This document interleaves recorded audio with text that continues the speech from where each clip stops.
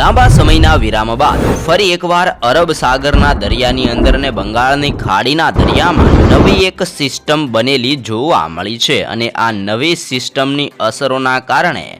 આ સંપૂર્ણ વિસ્તારોની અંદર સિસ્ટમનો ઘેરાવો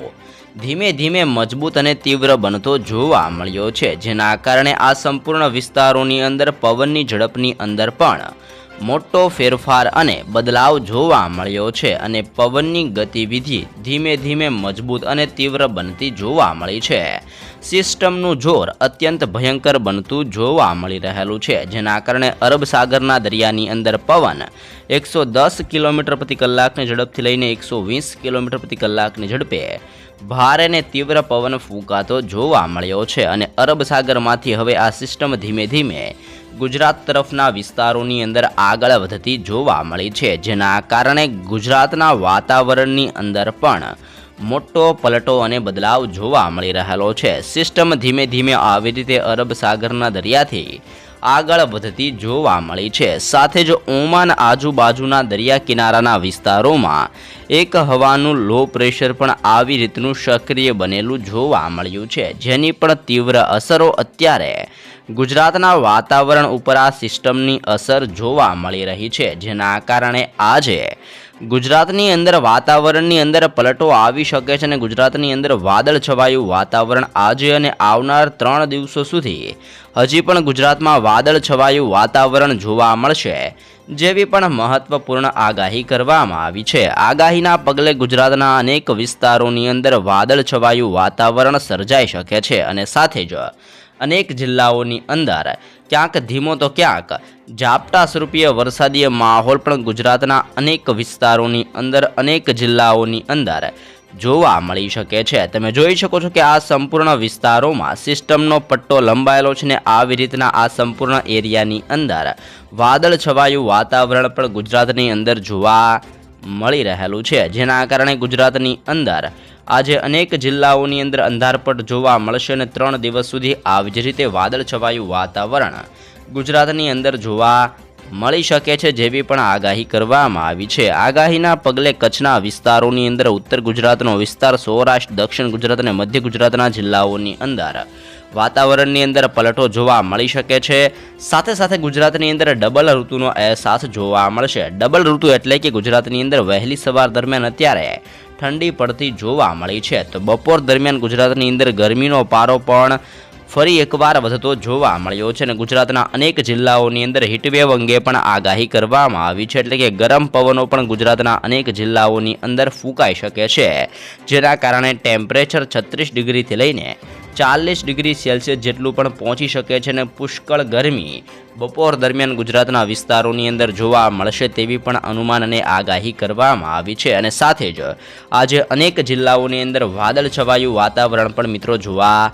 મળી શકે છે. સિસ્ટમનું જોર ઓમાનના વિસ્તારોથી લઈને આવી રીતે આ સંપૂર્ણ વિસ્તારોની અંદર સિસ્ટમનો પટ્ટો લંબાયેલો છે અને આ પટ્ટાની અંદર વાતાવરણની અંદર પલટો જોવા મળશે, જેમાં ગુજરાતના વિસ્તારોની અંદર રાજસ્થાનનો વિસ્તાર, ગ્વાલિયરનો વિસ્તાર, અલ્હાબાદનો વિસ્તાર, નાગપુરના વિસ્તારોની અંદર તેની સાથે સાથે મુંબઈના વિસ્તારોમાં, બેંગલવીનો હૈદરાબાદનો વિસ્તાર, નાગપુર, વિશાખાપટ્ટનમના વિસ્તારોની અંદર, ભુવનેશ્વરના વિસ્તારોની અંદર, સાથે જ બેંગલવીનો વિસ્તાર, બેંગલુરુનો વિસ્તાર અને મદુરાઈના વિસ્તારોની અંદર આ નીચાણવાળા એરિયાની અંદર ભારે પવનની ગતિઓ સાથે મેઘતાંડવ અંગે પણ મહત્વપૂર્ણ આગાહી કરવામાં આવી છે. તમે લાઈવ જોઈ શકો છો કે અરબ સાગર અને બંગાળની ખાડીના દરિયાની અંદર સક્રિય થયેલી નવી સિસ્ટમો હવે ધીમે ધીમે આવી રીતે આગળ વધતી જોવા મળી છે અને આ સિસ્ટમોના જોરને દબાણના કારણે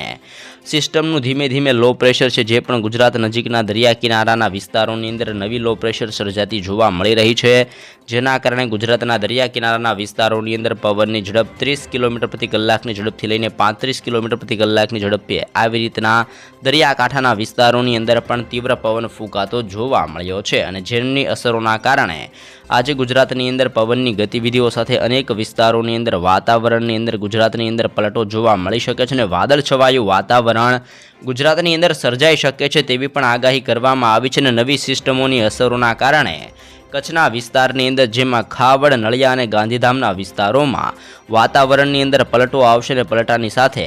ટેમ્પરેચરની માહિતી મેળવીએ તો નળિયાની અંદર 33 ડિગ્રી, ખાવડની અંદર 34 અને ગાંધીધામના વિસ્તારોની અંદર 35 ડિગ્રી સેલ્સિયસ જેટલું મહત્તમ ટેમ્પરેચર પણ જોવા મળી શકે છે, જેવી પણ કચ્છ માટે મહત્વપૂર્ણ આગાહી દર્શાવવામાં આવી રહી છે। તો સૌરાષ્ટ્રના વિસ્તારોની અંદર પણ પવનની તીવ્રતાની સાથે વાદળ છવાયું વાતાવરણ જોવા મળશે અને અનેક જિલ્લાઓની અંદર ઝાપટા સ્વરૂપે ક્યાંક ક્યાંક ઝાપટું પડી શકે છે, ક્યાંક ક્યાંક ધીમું માવઠું પડી શકે છે તેવું પણ અનુમાન મૂકવામાં આવ્યું છે અને જેના કારણે ધીમી ધારે હળવી માવઠાની અસરો પણ જોવા મળી શકે છે, જેમાં દેવભૂમિ દ્વારકાનો વિસ્તાર, જામનગરનો વિસ્તાર, મોરબી, સુરેન્દ્રનગરના વિસ્તારોની અંદર, ભાવનગર, અમરેલી, ગીર સોમનાથ, જૂનાગઢ, પોરબંદર, બોટાદ અને રાજકોટના વિસ્તારોમાં આજે વાદળ છવાયું વાતાવરણ જોવા મળશે અને બપોર દરમિયાન ગરમી પડતી પણ જોવા મળી શકે છે, જેમાં ટેમ્પરેચરની માહિતી મેળવીએ તો 29 ડિગ્રીથી ટેમ્પરેચરથી લઈને 36 ડિગ્રી સેલ્સિયસ જેટલું મહત્તમ તાપમાન પણ આજે સૌરાષ્ટ્રના વિસ્તારોની અંદર મિત્રો ભારે અને તીવ્ર ટેમ્પરેચર જોવા મળી શકે છે તેવી પણ આગાહીની સાથે અનુમાન મૂકવામાં આવી રહેલું છે। દક્ષિણ ગુજરાતના વિસ્તારોની અંદર પણ આજે વાદળ છવાયા વાતાવરણ સાથે ધીમી ધારે હળવું ઝાપટું જોવા મળી શકે છે, જેમાં જિલ્લાઓની અંદર ભરૂચ, નર્મદા, સુરત, તાપી, નવસારી, ડાંગ અને વલસાડના જિલ્લાઓની અંદર વાતાવરણની અંદર પલટો અને બદલાવ આવતો જોવા મળવાનો છે, જેમાં અનેક વિસ્તારોની અંદર ધીમે ધીમે વાતાવરણની અંદર પલટો આવી શકે છે અને જેના કારણે સુરત અને વલસાડના વિસ્તારોની અંદર 35 ડિગ્રી સેલ્સિયસ જેટલું પણ તાપમાન જોવા મળશે તેવી પણ મહત્વપૂર્ણ આગાહી આજે દર્શાવવામાં આવી રહી છે। તેની સાથે સાથે મધ્ય ગુજરાતના જિલ્લાઓ જેમાં અહેમદાબાદ, આણંદ, વડોદરા, દાહોદ, છોટાઉદેપુર, ખેડા, પંચમહાલ અને મહીસાગરના વિસ્તારોમાં વાતાવરણની અંદર પલટો નોંધાઈ શકે છે,